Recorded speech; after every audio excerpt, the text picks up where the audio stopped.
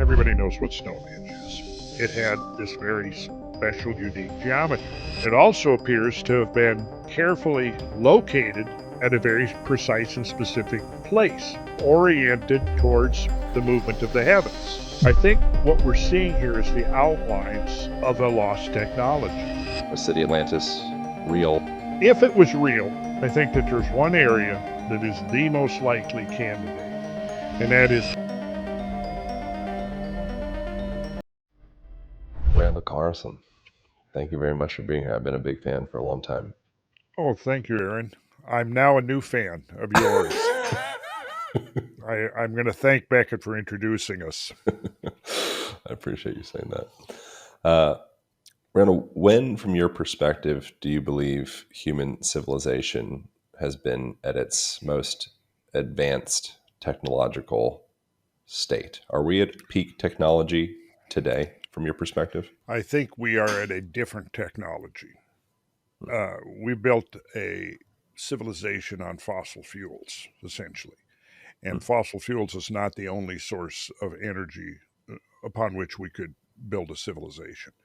And you've just asked a very controversial question right out of the gate.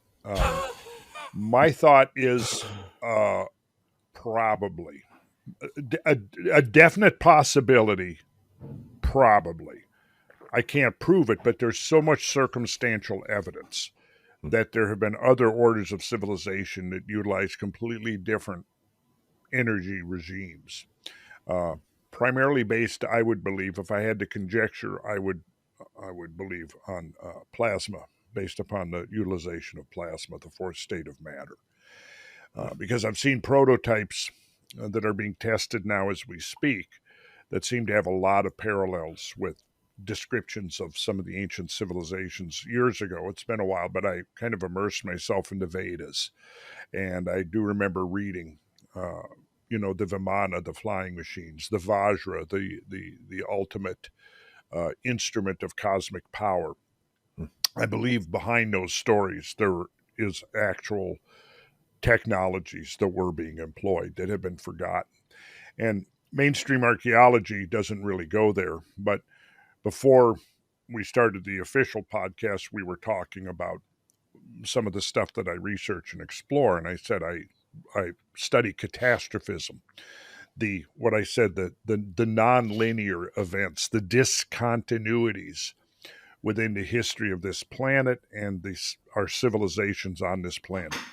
And what is not appreciated, for example, by a lot of archaeologists that look at that are trying to recreate the past history of humankind on the earth, is how enormous and severe and extreme some of these events have been. Not only in the history of life, we know that mass extinctions now are a part of the whole process. 40 years ago, 2 generations ago, we didn't really understand that.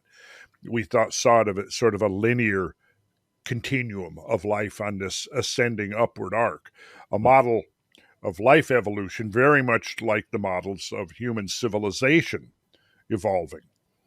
Right, but what we now know is that there are these interruptions, what Stephen Jay Gould called, let's see, what was his term again? Punctuated equilibrium. That there are punctuation marks. Now, he was applying this primarily to the history of life, but I think the model also applies to the history of human civilizations on Earth. And when we understand the extent and the severity of some of these past events and the extent to which this planetary surface has been remodeled, even within the purview of humans on Earth, which it depends on whose numbers you use and whose research you use, but it looks like modern humans, Homo sapiens sapiens, go back conservatively 150,000 years. There are some skeletal remains that look like modern humans that are now dating close to 200,000 years. Well, let's just use that as a framework within which to think. Within that 200,000 years, there have been repeated enormous upheavals. If we go back to what's called the late glacial maximum, which for short we call it the LGM, 15 to 20,000 years ago, sea levels worldwide were 400 feet lower.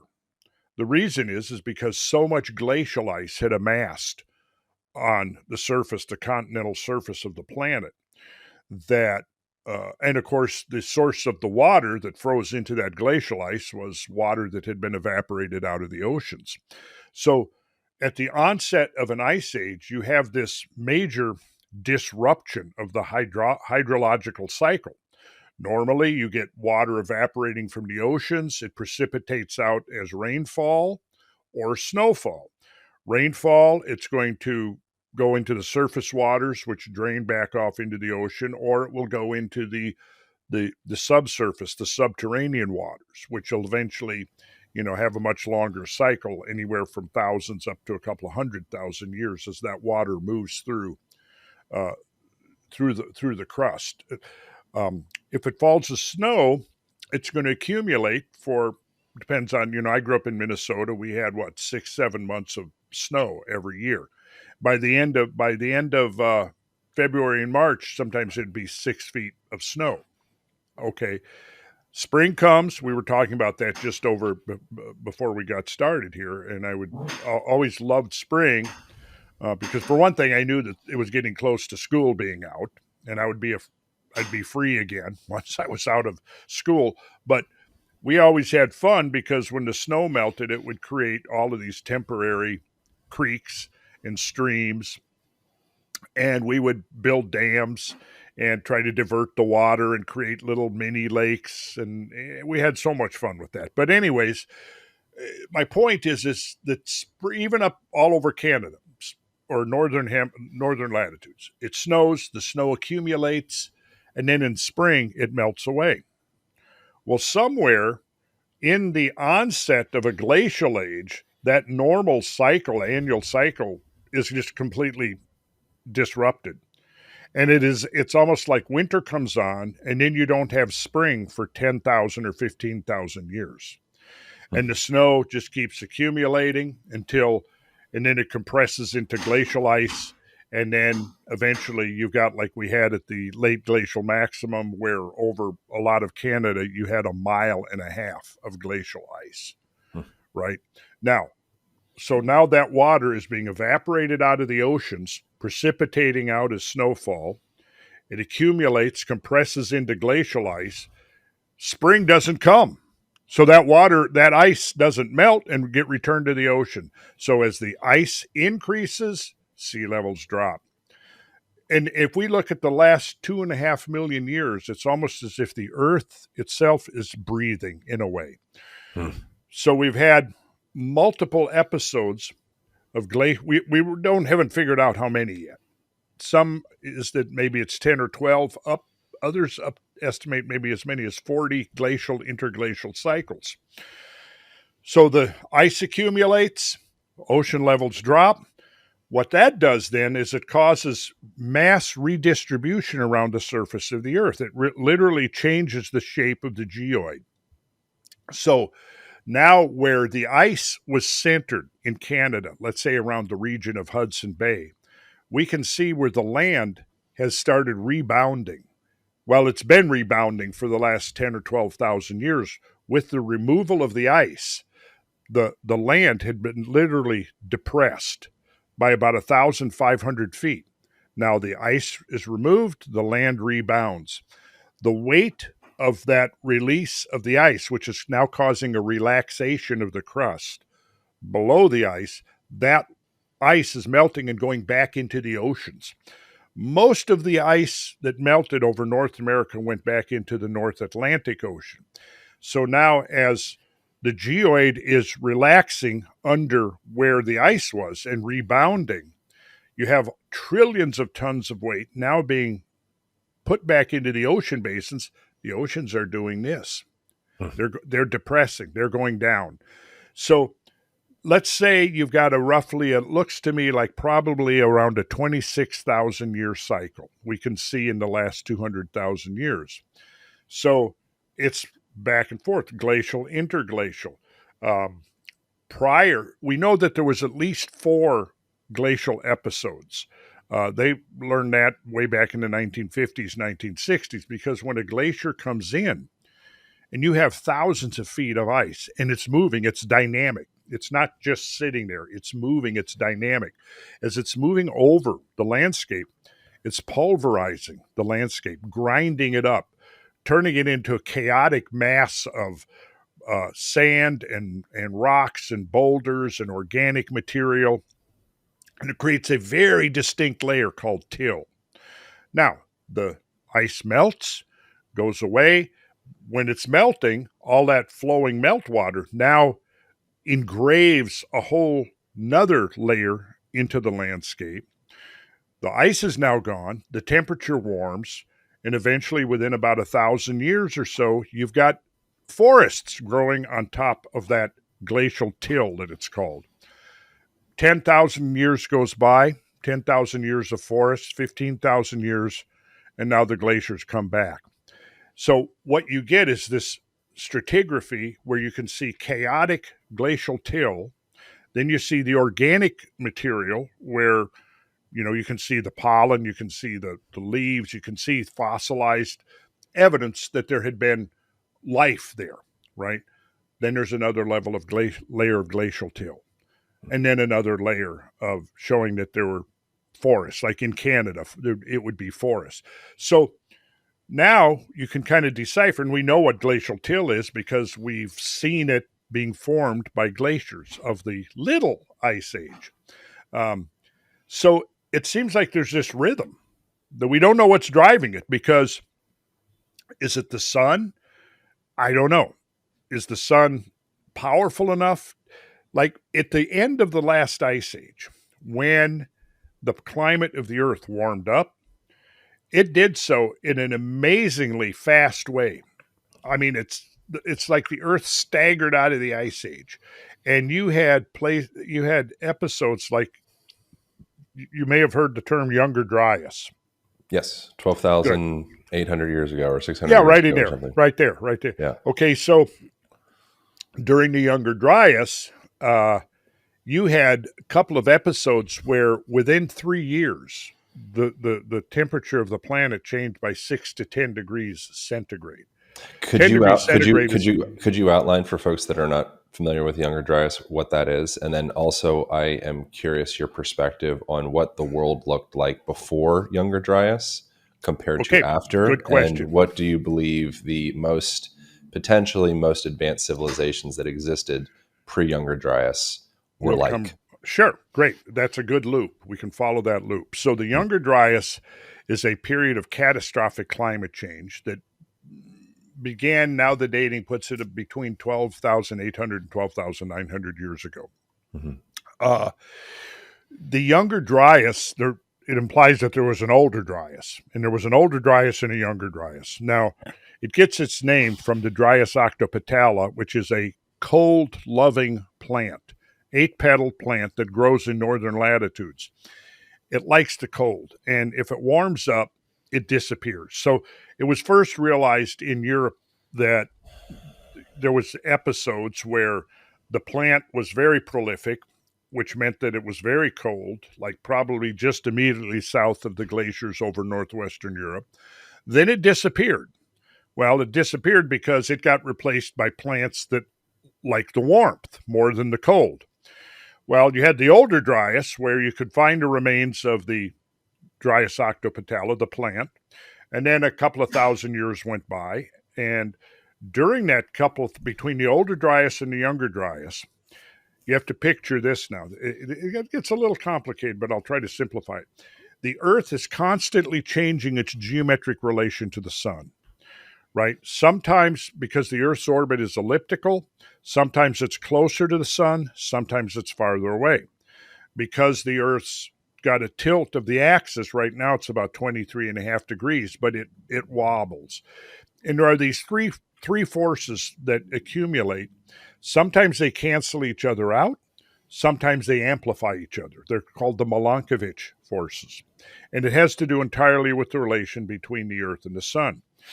Between 15,000 years ago and the beginning of the Younger Dryas, at about 12.8, 12.9, we were in a natural warming period. And earlier I mentioned the late glacial maximum, and I put it at about 15 to 20,000 years. Well, up until the older Dryas, you then had about a 3,000-year period between the older and the younger Dryas where the climate was gradually warming. While it was warming, the ice mass, the glaciers, were shrinking, and sea levels started rising relatively gently, right? Around 12,860 or 70 years ago, whatever the latest dating is, there was a sudden plunge of global temperature, like up to 10 degrees centigrade, which is up to 18 degrees Fahrenheit, right? And that warming that had been going on for about 3,000 years was completely negated within a couple of years. And the planet appeared to be plunging back into full glacial cold, which had for about 1,300 years. And then at the end of this period, which occurred around 11,600 years ago, there was a sudden spasm of warming. And if we were able to look at some of the ice core records that have now been accumulated and sea bottom core records, we could see this oscillation. And well, here's what we would see. I'll try to do it with my hands. So here's during the late glacial maximum, right? Now here's this gradual warming, and then here's the younger Dryas. Whoomp. It plunges. It staggers around, and then it starts up again, and at 11,600, and then it continues on up in a more smooth curve, and by about 9,000 years ago, we're fully out of the ice age. And we're the younger Dryas is suggested to be a product of a very large impact from an asteroid, kind of like affecting tilt of Earth. Like what's the cataclysmic well, this has been event a that causes that? controversy for at least 40 years. What caused the younger Dryas? And I think that it was the most likely explanation is a multi-impact event. Like what could possibly happen if the Earth encountered a cluster of cometary debris from a recent comet breakup in the solar system. I think that the other argument, Robert Schoch argues that it was some kind of a solar storm that affected it. There's recent evidence to suggest that the stability of the chromosphere and the sun can be dramatically affected by the infall of cometary masses. There's a couple of NASA has captured a couple of very interesting videos showing comets plunging into the sun, and instantly followed by gigantic coronal mass ejections. And I think the theory that is emerging now that to me makes the most sense is that we had what some British astronomers have referred to as a bombardment epoch. And the theory is based on the idea that a really large comet entered the inner solar system about 25,000 to 30,000 years ago and began to undergo a hierarchy of disintegration events. And for several thousand years, maybe longer, the inner solar system was littered with the disintegrating byproducts of this giant comet nucleus, which the most likely candidate for the remnant of that is what is now the Taurid meteor stream, which the Earth crosses twice each year, late June, early July, and late October, early November. And anyways, that to me I think is the most likely explanation, but I think it might have been a perfect storm because this infall of material into the sun could actually have caused extreme solar response. So I think we had about a 3,000 year period there where there was a series of catastrophes. And then once you begin to understand the severity of these catastrophes, they were building off of each other. They were, or they just happened to be coincidence. No, I think they were building off of each other. I think it was like a coherent response to this phenomena of cometary breakup. What would be the initial domino in that? An asteroid impact? Yes, probably so. And now, of course, Not so long ago, you had comets, you had asteroids. They were very distinct and different. Although now there's a whole continuum of hybrids between the two. So whatever struck the Earth, if that's what it was, at the Younger Dryas, uh, its signature is very confusing because it looks like it was an object, a very heterogeneous object, meaning it was made up. It had some attributes of a comet and some attributes of an asteroid. Hmm. But the research now is showing that it appears the proxies, the byproducts of an impact like that, are now being found over half the surface of the Earth. And subsequent research will probably reveal that the proxies are all over the Earth. Now, unless you're familiar with catastrophism and the role that catastrophism has played in the history of this planet, and that catastrophes on an enormous scale have happened since the time we humans have been here. Hmm. You don't have the perspective to go say, okay, we can just assume that 150,000 or 200,000 years of human presence on this earth never evolved beyond primitive hunter-gatherer societies, foragers, nomadic tribal societies, etc. Mm-hmm. Once you realize that, and it seems like even geologists, I think, have some catching up to do here. Certainly archaeologists do.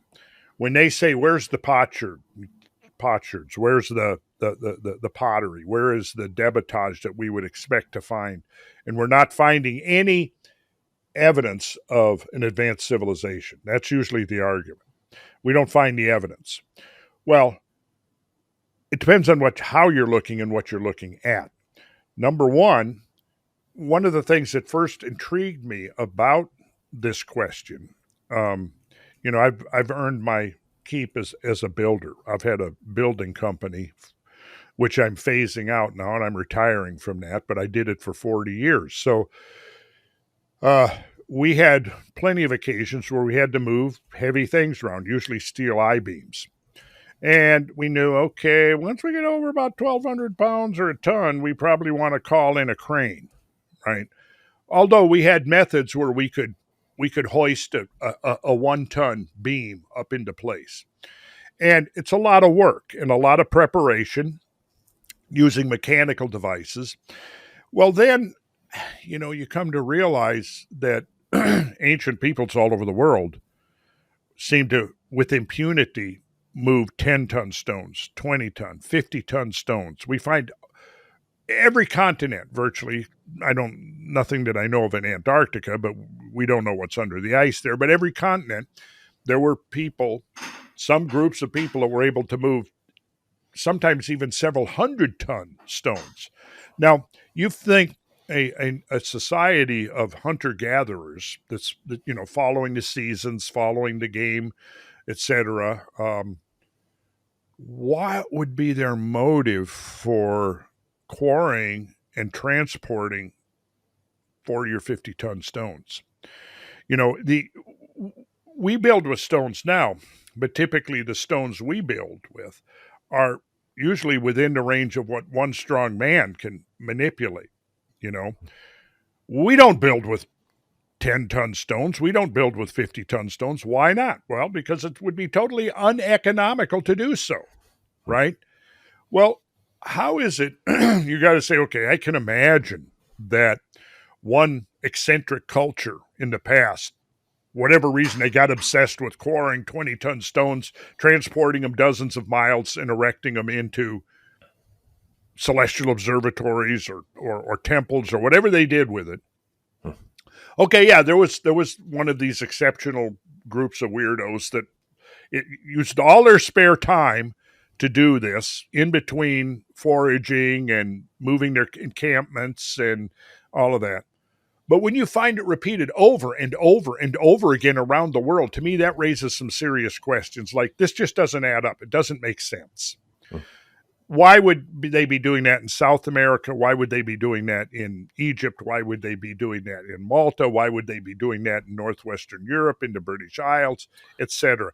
In North America, what we didn't so much use the big megalithic stones, but we created this monumental architecture. I say we, who are the predecessors of the Europeans, created this monumental architecture out of earth, moving millions of tons of earth.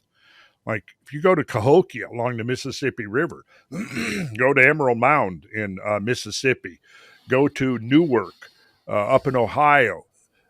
Those are just a few of what were dozens and dozens of these enormous complexes of earth, monumental earthwork architecture that again would have involved moving millions of tons of earth. Why are they doing this? Well, is it possibly because they could? Well, now that raises the question, Aaron. I mean, if they could move large 10-ton up to 50-ton stones, were they doing it just with brute force? Were they doing it with some kind of sophisticated mechanical, pulleys and come-alongs and things like that? Harnessing, oxen or whatever? Or did they possibly have some technological understanding of certain kinds of forces that we have forgotten? Yeah. And I lean definitely towards that.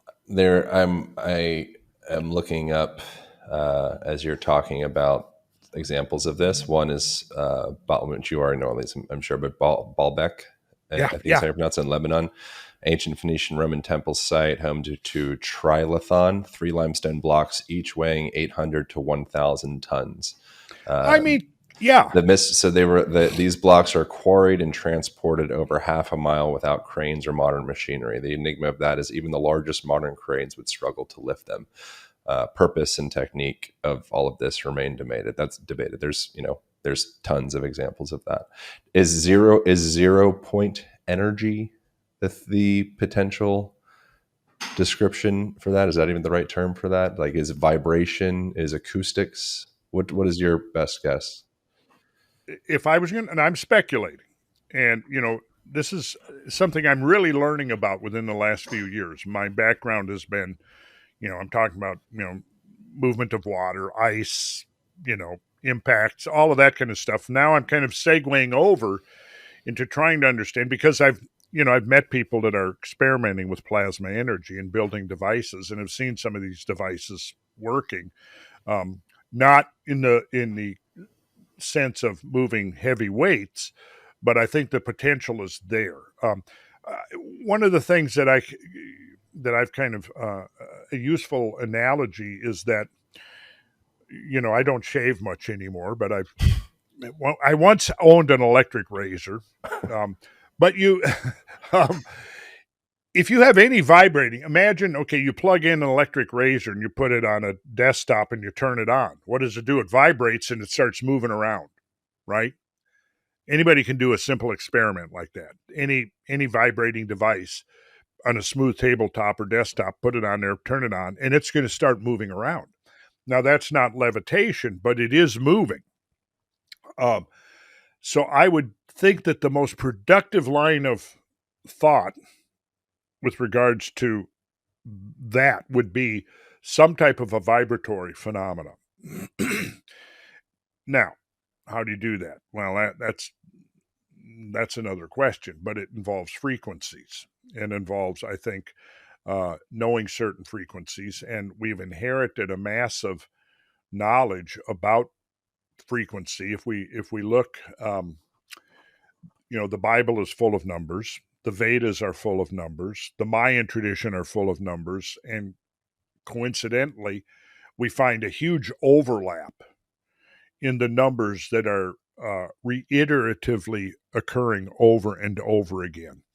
For example, 108, 216, 432, 864, which, like, there is an octave, our octave of our modern music goes from 440 cycles per second to 880 cycles per second. So you've got A, the note A at 440, and then the full octave would be vibrating at 864 cycles. Well, 880 cycles. Well, there's a movement now to get back to the ancient method of tuning where it was 432 cycles per second and 864 cycles per second.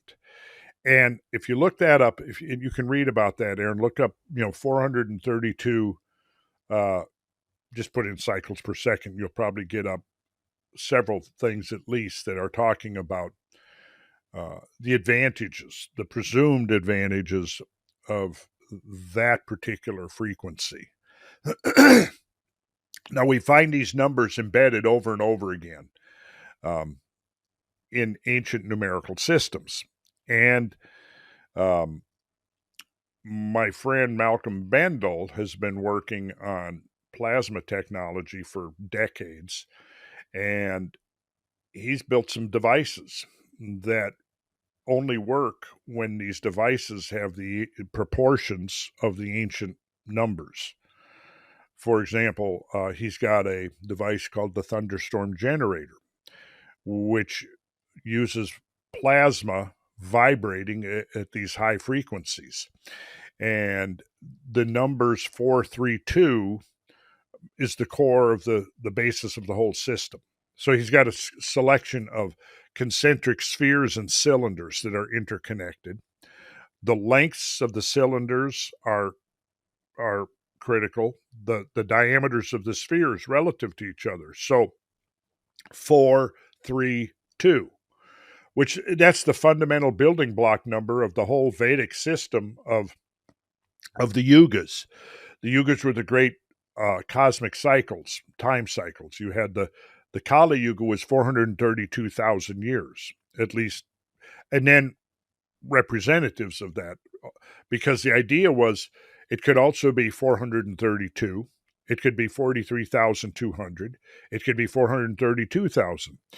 If you look at the king lists, the 10 kings that we've gotten from ancient Mesopotamia, actually Samaria, that have come down to us, there were 10 kings that reigned prior to the Great Flood in the Sumerian creation myths.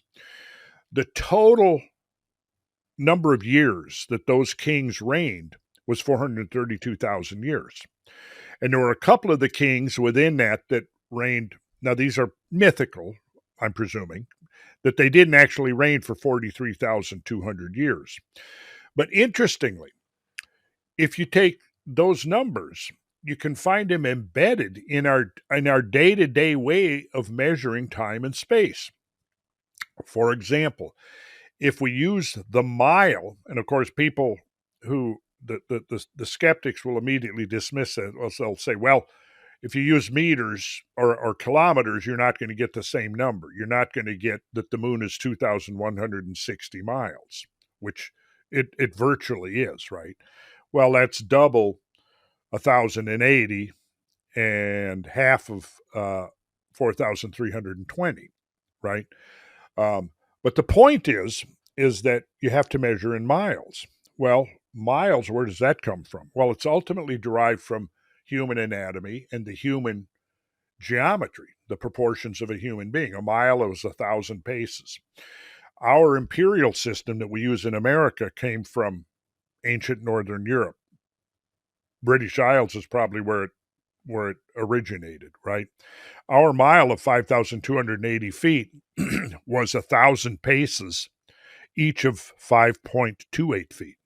So if you have a relatively tall man, 6 foot tall, you go out and walk off 100 paces, measure the average length of that pace, it's going to be pretty darn close to 5.28 feet, right? There was a Roman mile, but the Italians were smaller. Their mile was shorter, rather than it was 4,000 and some feet, not 5,280. But the one that we have derived, which is called the imperial system, which is inches, feet, yards, furlongs, miles, etc., we inherited from Northern Europe. We find that the radius of the outer, that measures from the center of Stonehenge Monument to the outer face of the stones, is very close to 52.8 feet, which suggests that they were using, I'll call it, the term is submultiple of the mile, because 52.8 feet times 100 would be 528, times 1,000 would be 5,280 feet. So how interesting that the radius of the sarsen stone circle at Stonehenge was precisely within a few inches, one one hundredth of a mile.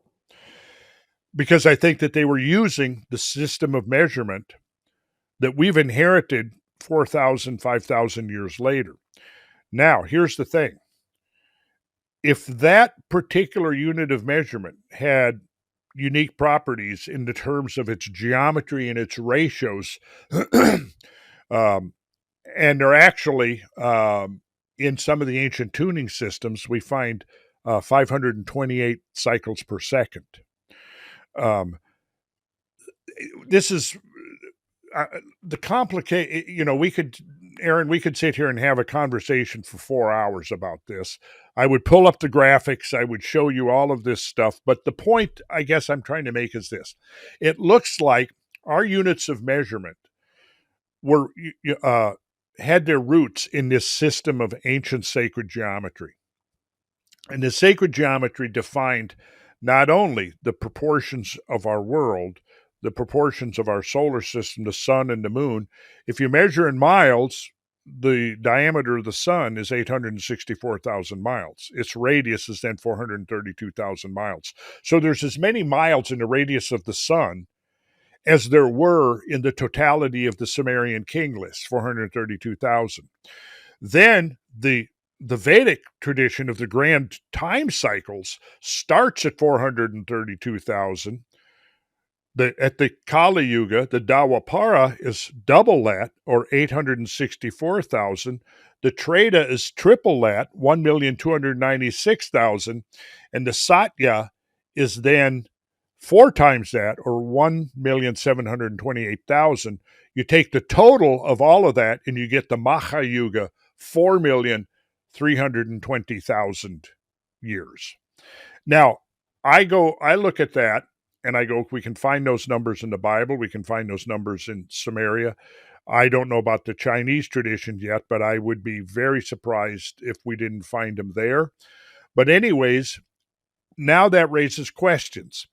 Why were they describing, presumably in mythical terms, repetitively these systems of numbers?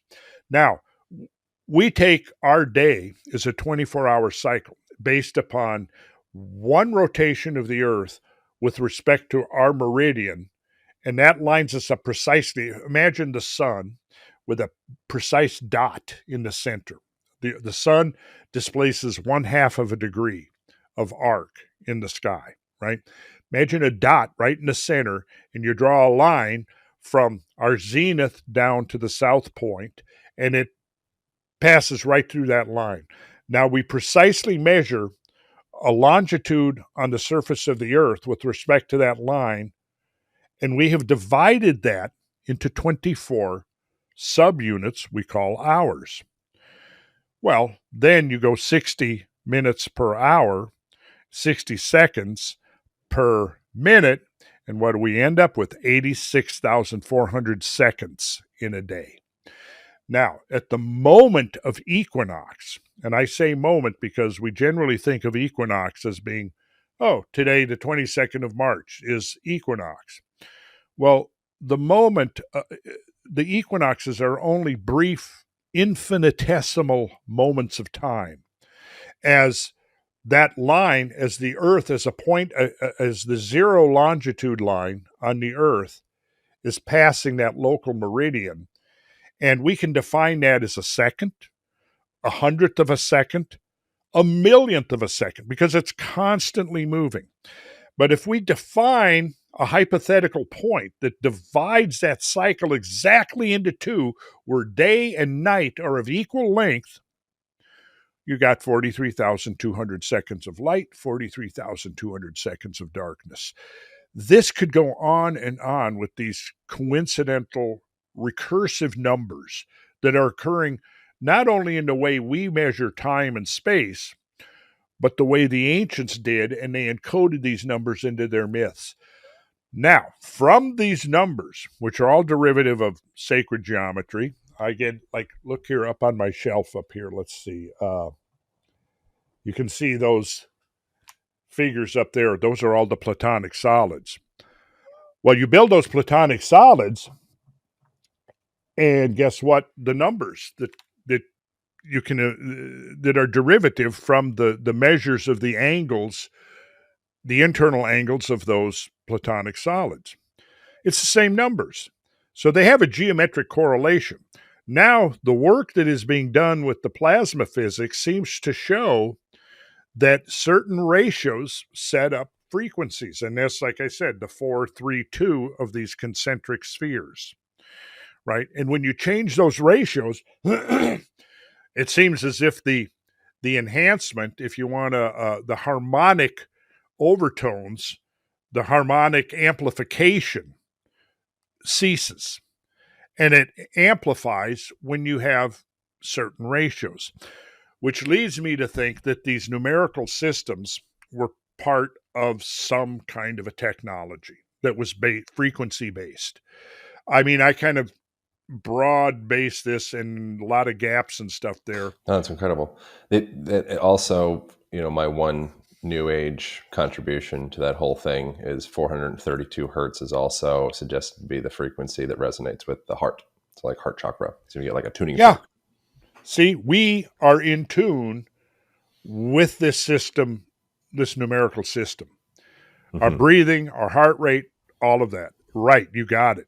And probably in there is the core knowledge of, being able to integrate ourselves with the natural cycles and forces to enhance our own well-being.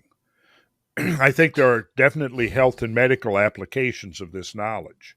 Do you believe that structures such as the Great Pyramids have a level of consciousness or relationship to humanity to this day? Or do you think they're just old, antiquated relics? No, I don't think they're old, antiquated relics. I guess I'd never thought of them as conscious, but I do think of them as kind of almost instruments or machines. Now, here's something that's interesting. Now, in the thunderstorm generator, that now these devices are being built and tested as we speak, you've got a series of concentric spheres, right? 4-3-2. Now, you can have two spheres on either end connected by cylinder. Cylinders will have the same ratio. If you cross section and you look at the outer cylinder, it's 4-3-2. Now, the dimensions don't matter. What matters is the ratio, 4-3-2. You've got the spheres, you've got the cylinders, you've got two spheres, they're connected by a cylinder. Now, again, this is hard to explain. Maybe some point I can revisit you and we can look at some actual like photographs of these machines, and diagrams, and that we can get more into how it appears to be working, because nobody knows for sure how it is working. You've got a sphere. Now imagine you've got a sphere. If you've got a flat surface and you're going to put a cylinder and interface the cylinder with the flat surface, you simply have to, and you want to conjoin the space, you simply cut a round hole, the diameter of the cylinder.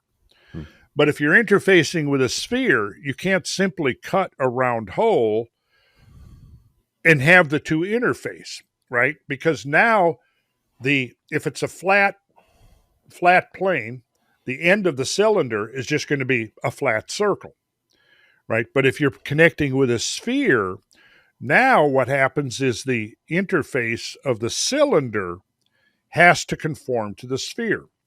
And what that then does is it creates this edge where you transition from the inside of the sphere to the inside of the cylinder. I hope this is making sense. Now, within this machine, you've got whirling plasma vortices that are moving at a very high rate of speed, right? And what happens is you introduce plasma into this device, and it coheres and self-organizes into plasmoids, which now plasma is the fourth state of matter. And it's what happens when you pump enough energy into a system that the nucleus of the atom and the electron completely disassociate. In solid, liquid, gas, each one you've got greater degrees of freedom, but you've still got a bond between the nucleus and the electron stream, right? The electrons. When you pump enough energy and they completely disassociate, and then something really kind of weird happens. They become electromagnetic. They can now, you can generate power over through these plasmas, but in certain circumstances, these plasmas will self-organize into toruses. And when they do that, one can extract energy. Now, what the thunderstorm generator does is it causes incoherent plasma streams to cohere into plasmoids. It then harvests the energy. But you have to have, the first thing that it does is in the spheres, the plasmas are introduced in high pressure, up to hundreds of thousands of RPMs. Then it creates a vortex that moves down the cylinder to the other end. It reverses, comes back again, and again, we could have a much more detailed discussion about this with graphics and diagrams. But the thing is, you have to get this coherent vortex moving through the cylinder.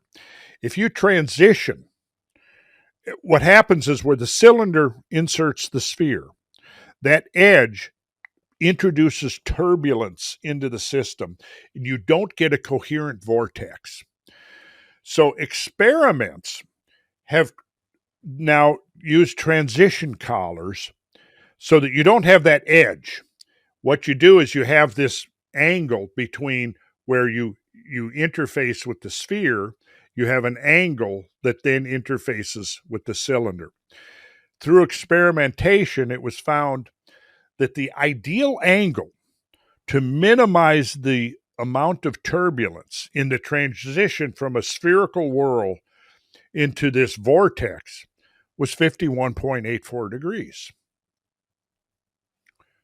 That's the angle of slope to base of Khufu's pyramid, precisely. Now, that to me can't be coincidence. What we extrapolate from that, I don't know for sure, but it does make it look to me like Khufu's pyramid somehow is incorporating this ideal angle for creating coherent plasmoids. What is your best guess? I mean, this is such like a elementary question, but what is your best guess of the beings or energies or consciousnesses or whatever that constructed some of these archaeological sites, if it is something that it is tied to clearly something more than just a couple ancient people with sticks and stones kind of nudging rocks around? A bunch of ancient eccentric barbarians. Well, if I want to go and really extrapolate out and extrapolate outrageously, what it looks to me, what it looks to me like there is remnants of an ancient planetary system of utilizing subtle energies of the earth and the sky, and all over the planet we find these incredible constructions. Something that I just recently was researching was, Stonehenge. I mean, everybody knows what Stonehenge is. And once you reconstruct the original plan, it had this very special, unique geometry, right? It also appears to have been carefully located, not just randomly placed, but carefully located on the surface of the earth at a very precise and specific place. It's also then oriented towards the movement of the heavens. Built into Stonehenge are sighting lines for the motions of the moon, the sun through the seasons. It's well known that the summer solstice sunrise forms the alignment of the monument. Okay. Now, recently, it was discovered that there were not just two types of stone being used, there was three. The outer big ones that we kind of picture are called sarsen stone sandstone. They're stones that are high in quartz, feldspar. Quartz is a mineral that can actually produce electricity when it's placed under pressure. It has the piezoelectric phenomena. Its inner rings are formed of a rhyolitic bluestone, it's called, which is an igneous rock. So you've got this sandstone kind of base, quartzitic outer rings, and the big horseshoe trilithons. And then you've got this alternate type of stone called bluestone, which is an igneous rock. Well, the sarsen stones, they came from about 25 miles away and were quarried and transported. The bluestones came from around 120 miles away. They were quarried in Wales. So right there, it seems like, well, the type of stone must have been important. They weren't just randomly setting up stones, right? Well, at the center of the monument, it's probably fallen down now, but there's a stone called the altar stone, and it's on that solstitial alignment.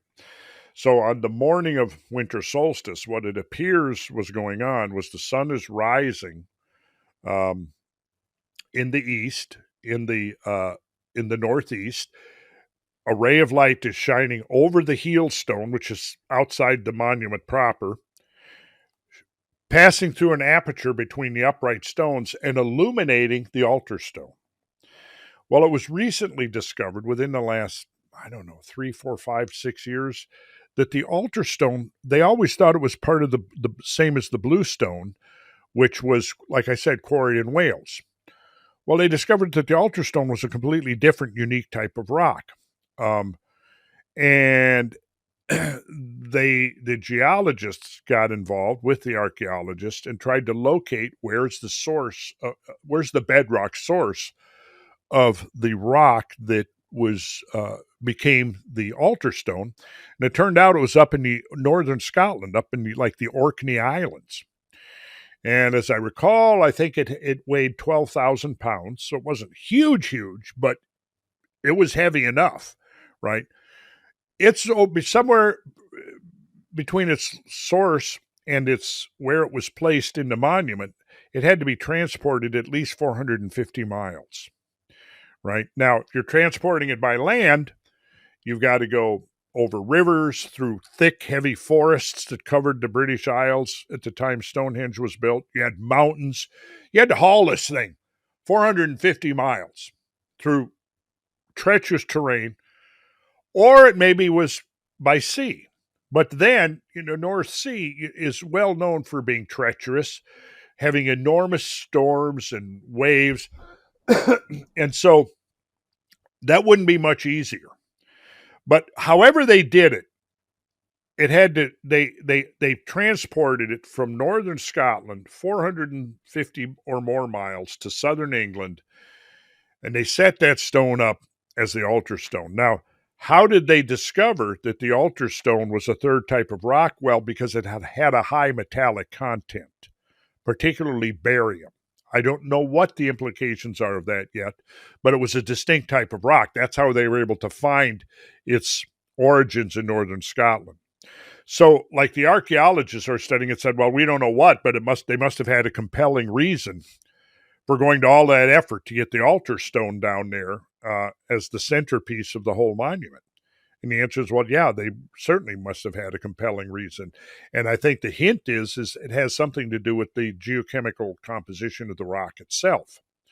But what would that be purpose? I don't know. We're still kind of in our infancy, I think, of trying to reverse engineer what I think potentially was a system of planetary energy control, maybe along the lines of where Tesla was going in his work. Utilizing, because think about this, Aaron, we know that the moon is moving in a cycle of about 28 days, right? During this, it's not exactly a circle around the Earth, but we know that the tides are intimately connected with the motions of the moon. Well, there's an ocean of water in the lithosphere, moving throughout the conduits and fault lines and so forth of the crust of the Earth, which is the term for the lithosphere, right? So when the moon is moving, it's driving the tides in the ocean, but it's also moving the water through the crust. It's causing pressures to build up in the crust. And water it will always seek out the zone of least resistance. Well, in the crust, that's going to be your fractures and fault lines within the crust. So it's natural that, for example, you'd have a spring. Oftentimes, is where a fracture in the Earth's crust uh, breaks through the surface of the Earth, and the water moving through that fracture uh, then discharges as a spring at the surface. Now, I think it's very likely that we should consider that moving water creates patterns of energy. It probably has a direct effect on the geomagnetic field of the Earth. And I think that the ancient peoples knew about that. The work of Paul Devereux, going back to the 80s, 90s, a British researcher who studied the geological placement of many of the ancient sacred sites and discovered a high degree of correlation between the placement of these sacred sites and the pattern of fault lines in the Earth's crust. Now, the difference between a fracture and a fault line is this: a fracture is simply a crack, right? But a fault line has this dynamic property is that the rock faces, it's like a crack, but the rock faces are moving with respect to each other and creating increasing and decreasing pressures. Um, and water is being forced through there. And I think through the combination of certain types of rock, the water moving, the subterranean tidal forces moving this water was part of the system. It goes back to, you probably heard of Wilhelm Reich and his work. Yeah, I think that there was a lot of insight to be gained from what he was doing, because what he called the orgone force, I think, is directly connected with the plasma. And he knew that there was a high correlation between the movement of water. He found, for example, that his what he called a cloudbuster worked optimally when it was grounded into moving water, right? And then we find that all of these sacred sites all over the world are situated next to springs, next to moving water. I think what we're seeing here is the outlines of a lost technology, whereby they were utilizing the dynamic forces between Earth and the heavens above. And they were somehow able to draw on that and create civilizations that maybe didn't look anything at all like our modern civilization. And it's part of the problem is, I think, that archaeologists are kind of looking in a mirror. They're looking for, well, where's the remnants of the skyscrapers and pieces of airplanes or whatever it is you're looking for that would suggest, oh, this is advanced scientific culture. Well, I think that we have to free up our thinking from trying to find replicas of ourself and what we've created using fossil fuels and what our ancestors may have created 20, 30, 40,000 years ago or longer. In fact, I would put the roots of an ancient civilization back in what's called the Eemian Stage 5E, which was similar to our Holocene. Now, if you're going to create an advanced civilization, one of the things you have to have is you have to have enough food for people to eat, and you have to have an expanding population. Like we have been able to create this amazing planetary culture that we see emerging. You're down in Miami, what are we, 500, 600 miles apart or more?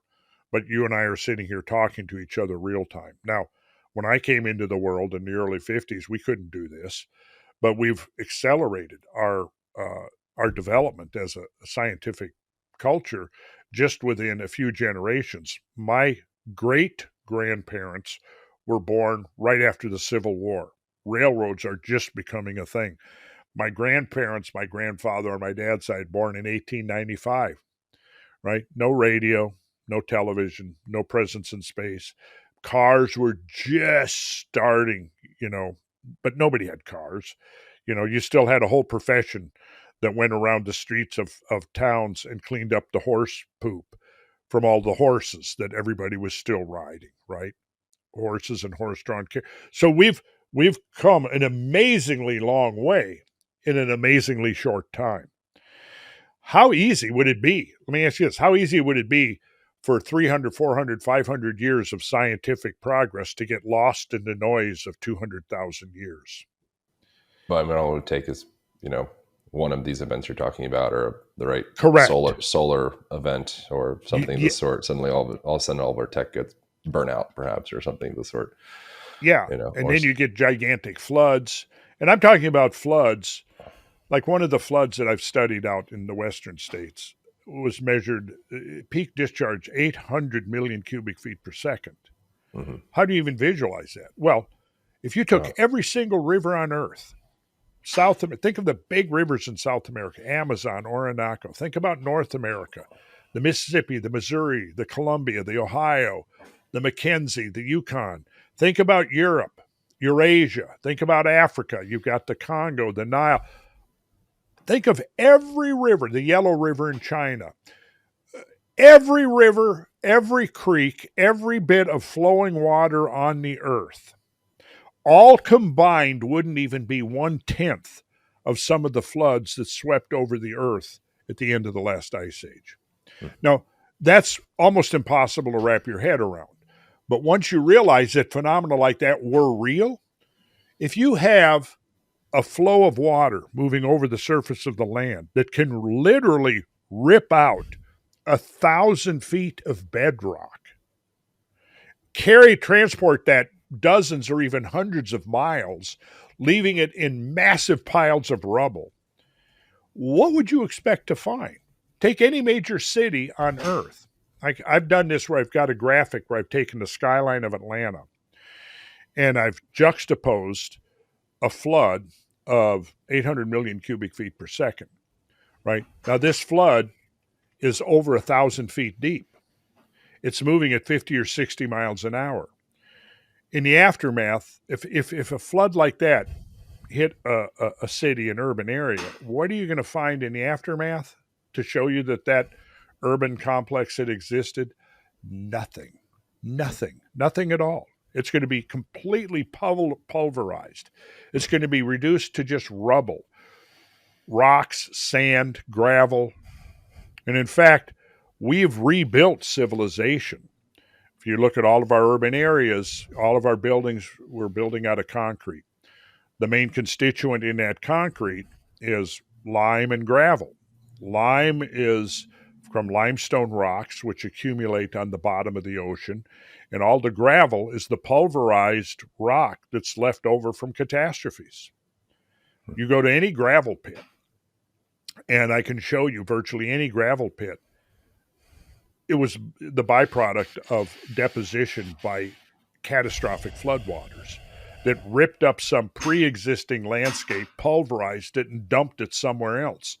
And now we're going in there and quarrying that gravel and using it to make concrete out of. You mentioned Wilhelm Reich, and something that I'm enamored by, and I've referenced many times. I don't think on the podcast, but I teach seminars, workshops around breathing and nervous system regulation and posture and movement, things like that. So orgone therapy, a part of that is harmonizing or kind of like tuning the body. One of the things he talks about in there is personality armoring, where if a person's holding on to pent up tension, like emotional energy, anger, resentment, whatever the thing, there's something they couldn't get out. It kind of like dysregulates the harmony of the person's physiology. And I wonder, because you mentioned orgone energy, he refers to as orgone energy, and Wilhelm Reich, I wonder if perhaps these ancient people or whatever, ancient things that are creating these structures, I wonder if they had some awareness, the way that we can harmonize the energy of the body. I wonder if they had some awareness of harmonizing the energy of the planet and the solar system. And perhaps this body is kind of more of like a fractal that is tied to the body of Earth and is tied to the body of the solar system, et cetera, et cetera. See, I think that's a very productive line of thinking.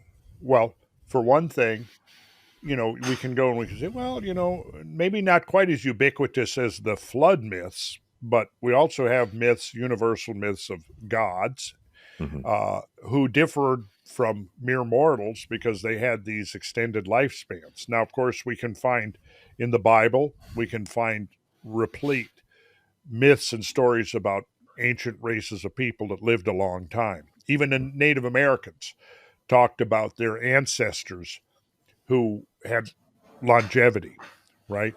And interestingly, when you look at, like in the biblical account, the antediluvian generations were living a factor of 10, basically longer than modern lifespans. Hmm. Immediately after the flood, immediately after the great disruption or catastrophe, lifespans post flood were reduced to 120 years, right? And then later, subsequently, even reduced more to 70. That's the average lifespan now. I've often wondered about that and thought it's very possible that under a different system of, say, esoteric technology, which Mm-hmm. is what I think was behind all of the sacred sites and so on, was the possibility that our ancestors at some time did live much longer. I think that's something that would be worth exploring. We now know that there are on the horizon major breakthroughs in our understanding of physiology uh, that we might extend our lifespans considerably. But if we had a system whereby there was some kind of an integral harmonic relationship between the biosphere and the geosphere or the terrasphere, very much so. I mean, like you mentioned, the heart rate, the breathing rate. If we're somehow more, maybe we could turn it around. Maybe we could say that we've essentially become out of tune Correct. with the planet. Yeah. And if we could fine tune ourselves back into resonance with the planetary dynamics, with the planetary frequencies, who knows what the outcome would be in terms of our health, our well-being. But clearly, when I look at society, there's something amiss. I mean, the stuff that's going on, the violence, the discord, the wars, you see it in the urban streets now of America. Something is amiss. Hmm. What is the corrective? I'm not 100% sure. I won't stand here and sit here and claim to know, but my instincts tell me that it's something that has to bring us back into a closer, intimate relationship with the harmonies, the natural harmonies of nature. And that includes not just the earth, but the larger celestial realm as well. Hmm. Um, What do you and I think? think the ancients knew that. They knew that somehow. Hmm. And they created a society, but something happened. And that's what I'm trying to get my head around. There was no doubt there was enormous catastrophes that afflicted this planet Yeah. at previous times. So it's almost as if we're given a window of opportunity between catastrophes. Here's your window. Things will be stable enough that you can develop agriculture. You can feed people, population will grow. People will get stronger, healthier, they will live longer. Now you will be able to do things that you wouldn't be able to do in a brute struggle for survival. If we look at the Middle Ages, the High Middle Ages, with the roughly 150 years during which these incredible Gothic cathedrals were being built. I don't know if you've toured Europe, but I have. yeah, so you Yeah. probably visited a few of the cathedrals, and you Yeah. stand there just in amazement, in awe, like, Hmm. my God, the effort that went into this to quarry the stone, to carve the stone, the statuary, the stained glass windows, Hmm. the engineering that went into it, the astronomical knowledge that went into it. And you look at, there was 80 of these incredible monuments on the level of Chartres, Reims, Amiens, Lyon, Notre Dame, probably 400 to 500 smaller abbeys, but all being built at the same time using a similar template. Where did that inspiration come from? That's one of the great mysteries of the emergence of modern civilization, because one of the things that's obvious is that you had to have pretty much the whole of European society engaged in that project.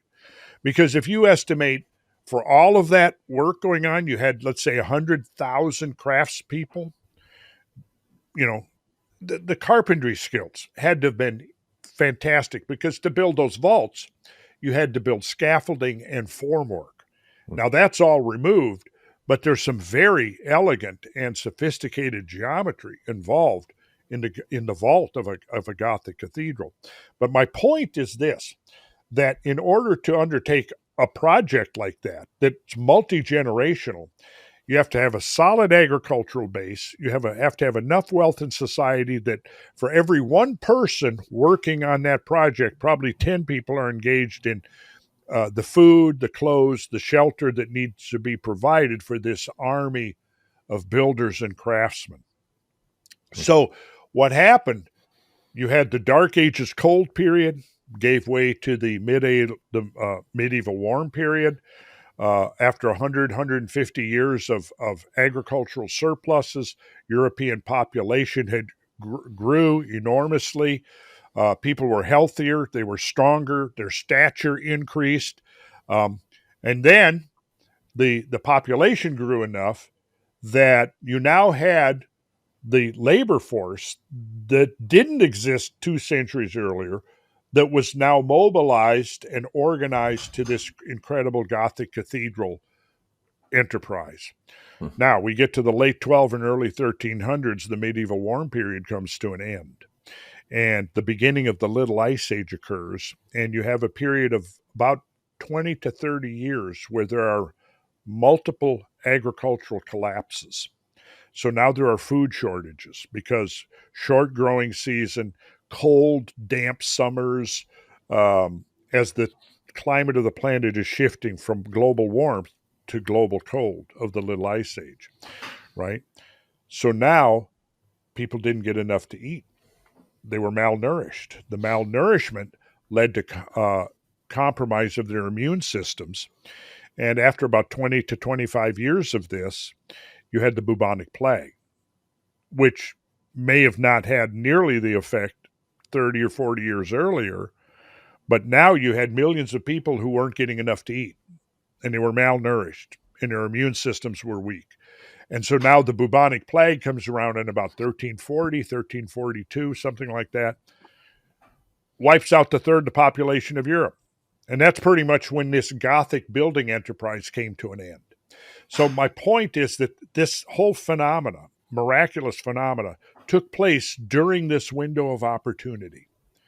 And when the world changed and it was not conducive anymore, it didn't entirely 100% end, but it came close to it.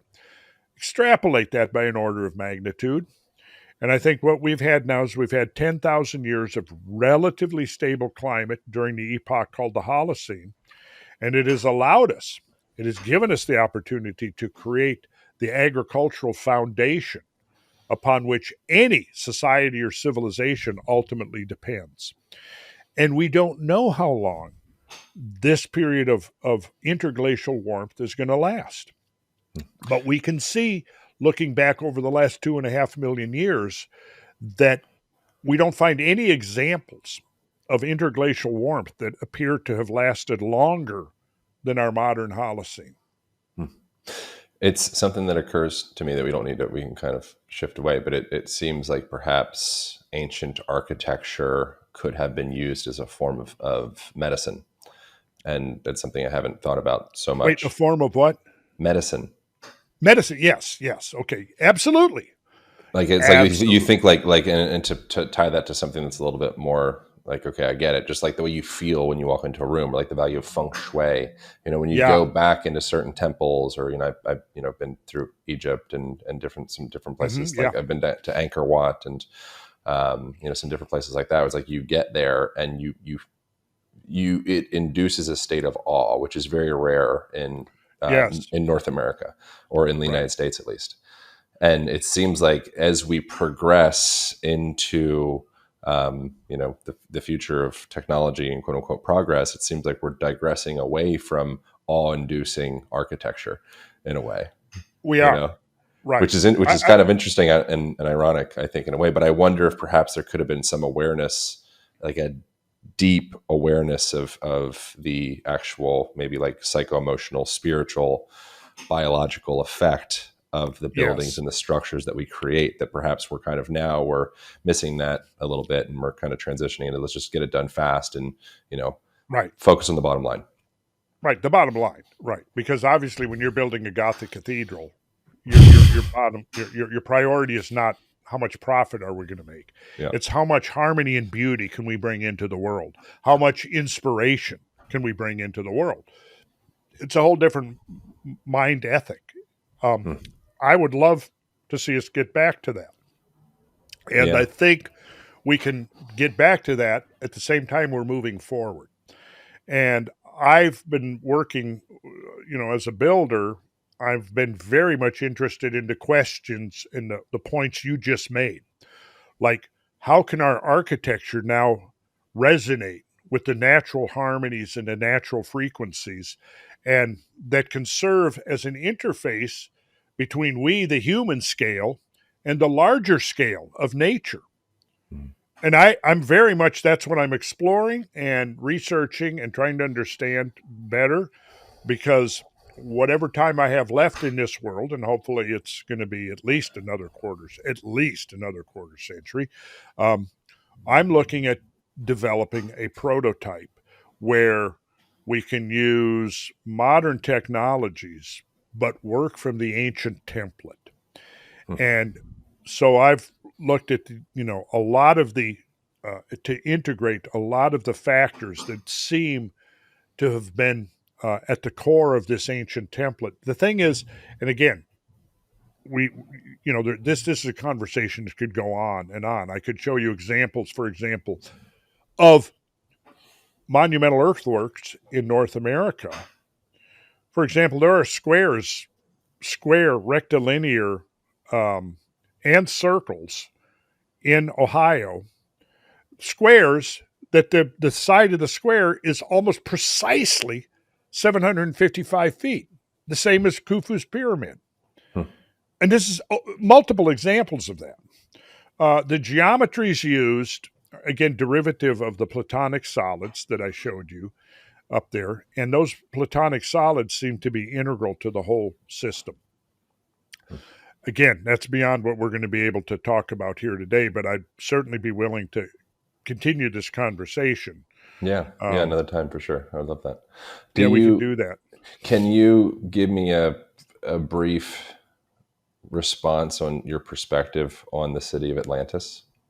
And was City Atlantis real? Is there any evidence to suggest that it was a thing, or is that too big of a thing to get into right Well, I now? can give you the short form. I have been a Okay, yeah, student of please. Plato for many years. Yeah, I've immersed myself particularly in Timaeus and Critias, the two dialogues where he describes Atlantis. yeah. And it just so happens coincidentally that in November, we've organized a tour, and we're going to go to where I think the most likely, if Atlantis was real and not just a metaphor concocted by Plato for his ideal, city state. If it was real, I think that there's one area that is the most likely candidate, and that is the Azores microcontinent.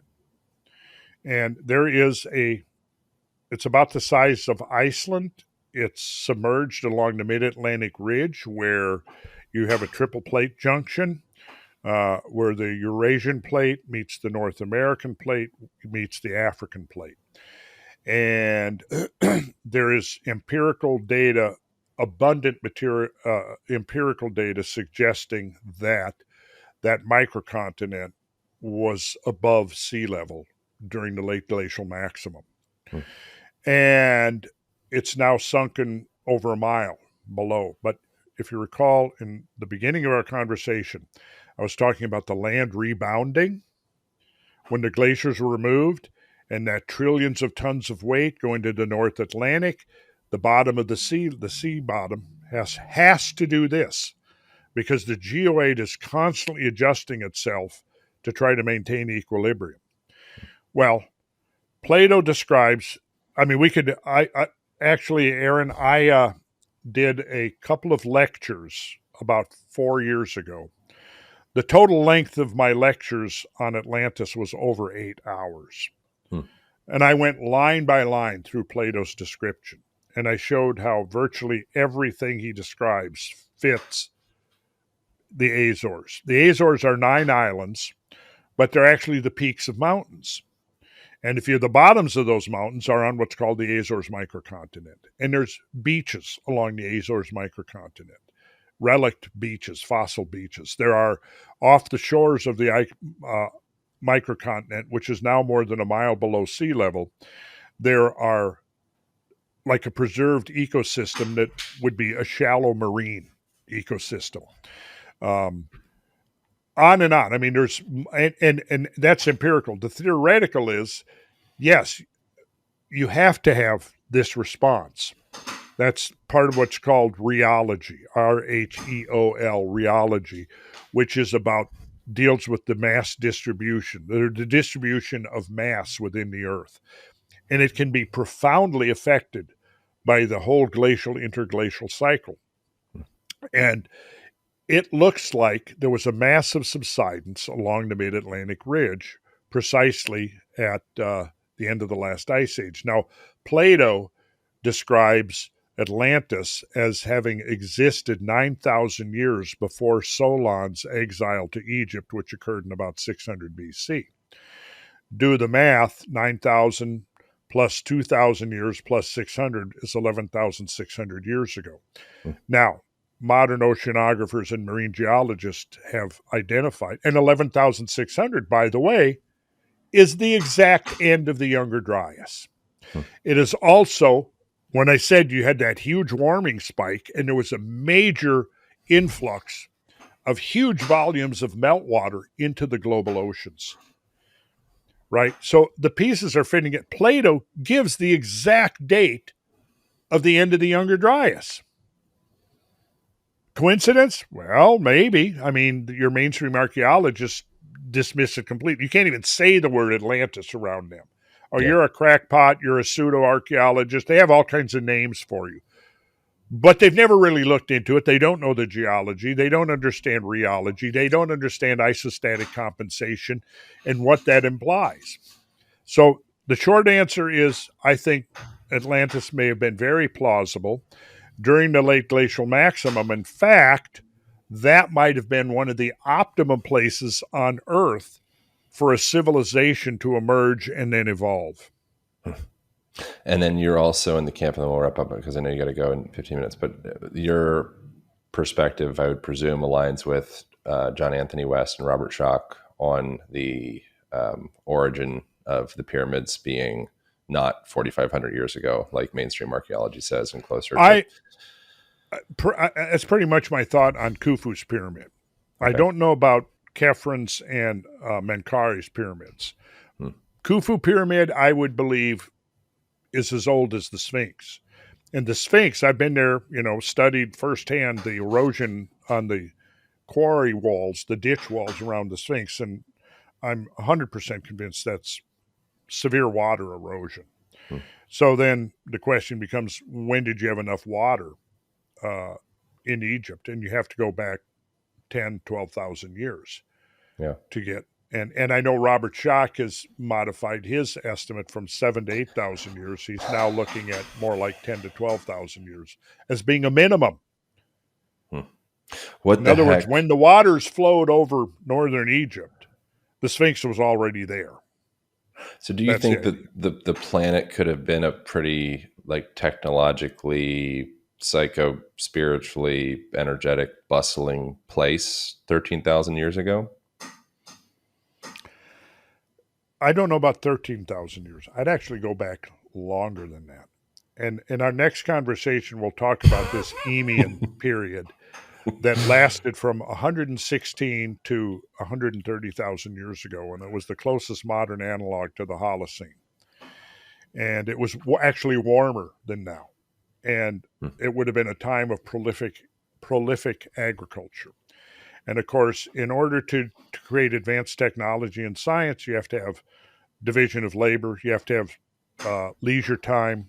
If your day to day existence is just grunting along trying to get enough to eat, you're not going to have time to establish, a scientific worldview or build a civilization. So I am inclined now to go back 120,000 years and be looking at that period of time. We can save that for round two. I really appreciate you, man. It was really enjoyable I enjoyed conversation for me. Thank you, brother. I love the breathing. I'm glad you like that. I did. Yeah, before we recorded, we did like a little breathing thing. It's like a tradition before the podcast. Where can people go from here to go deeper into your world and work and learn more? Oh, randallcarlson.com. I try Awesome. to keep it simple. randallcarlson.com. Mike Howtube, Mike Robertson of Howtube is building an upgraded website right now that should be functional within a couple of weeks, and he's doing an awesome job. But yeah, randallcarlson.com, and then I'm going to have links to a bunch of other stuff. Cool people. If okay with you, I'll put a link to you on there. Yeah, please. Okay, and but that's probably the easiest, randallcarlson.com. Amazing. Thank you, brother. All I right. appreciate you. Thank you all for tuning in. Likewise, Aaron. I'll see you next week. Thank you guys so much for watching. If you enjoyed that episode, you might also enjoy this episode over here, as well as this one over here. Thank you for subscribing. Appreciate you. I'll see you in the next video.